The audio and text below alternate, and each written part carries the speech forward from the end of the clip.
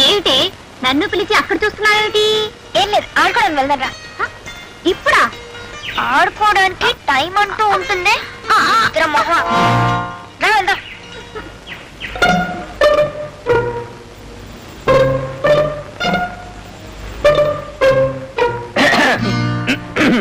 ఎక్కడికి బయలుదేరా? గుడికి. గుడికా? నీకెప్పటి నుంచి రా ఈ భక్తి? 4 రోజులు బట్టి దేవి భక్తి.